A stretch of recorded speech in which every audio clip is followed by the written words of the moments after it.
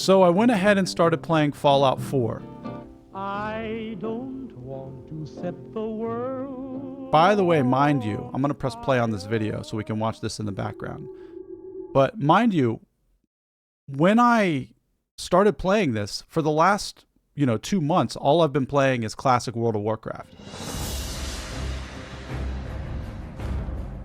So, and also probably for the last year, all I've been playing is like classic MMORPGs. So I'm not very adept, or I'm not used to a different type of game.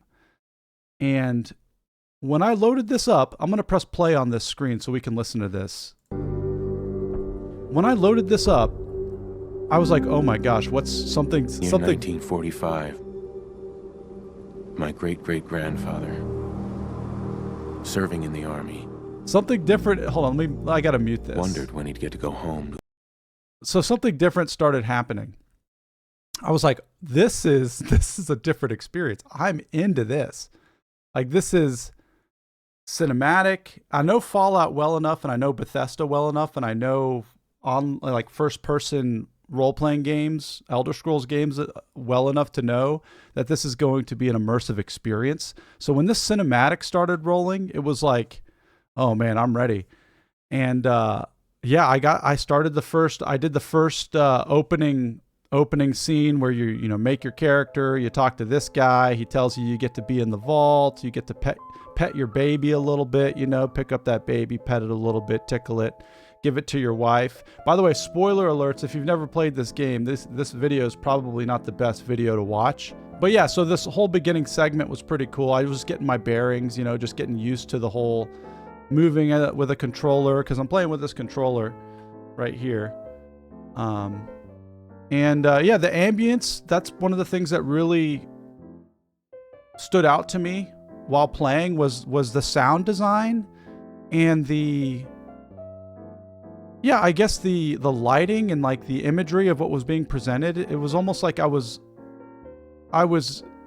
these ominous tones that would occur, and I would become settled into this experience as if it was my actual experience. It's all very cool, and I don't know how much of this is just awesome because of the way it is, or how much it is that my brain is completely fried from all the grinding and leveling on classic MMORPGs. But we get into we somehow made it into the vault. I'm going to rewind for a second because this part's pretty cool. We're with all these people about to go down. And then, there's your lovely wife and that little baby that you were tickling. And boom.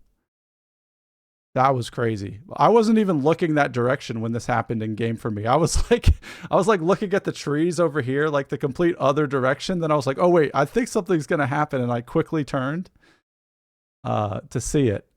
Yeah, so you go down into the vault, they walk you in, they give you your suit, and then they set you up to be cryogenically frozen.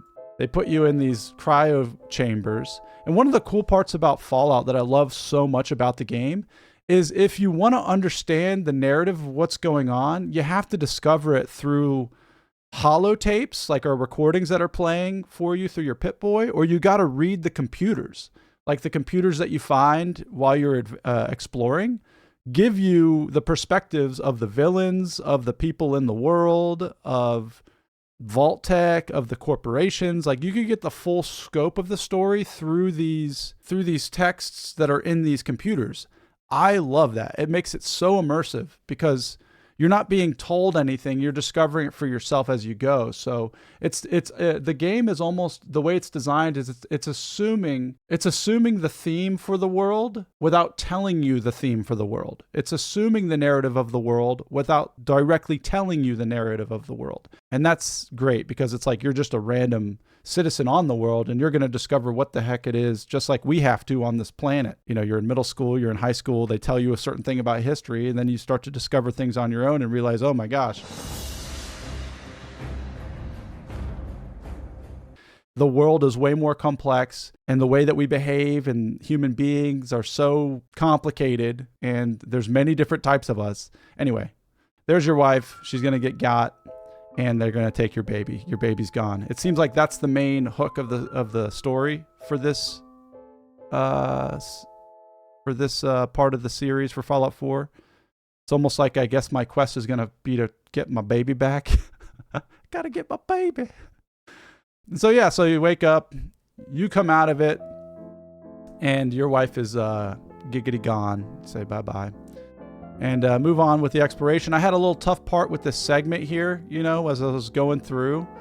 The rad roaches were getting all of my business. I was hitting them with the tire iron, and I got lost a little bit. I couldn't figure out where the computer terminal was to open the final door of this section. It turns out it was in the room that the final door was in. I just missed it. But it was a good thing because I ended up finding this computer that told me all about, like I was describing before, all about what's really going on in this vault. Turns out every single vault is like a science experiment that Vault-Tec runs, and each vault has its own kind of social experiment or science experiment going on with the citizens of that vault. And Vault 111, the vault that I'm in for this, the experiment is just what happens when we cryogenically freeze people. So I woke up from the cryogenically frozen stuff. I'm moving around trying to figure it out. End up getting to the overseer's office. This is the overseer's office. It opens the door. You get into the exit of the vault. Find your Pip-Boy.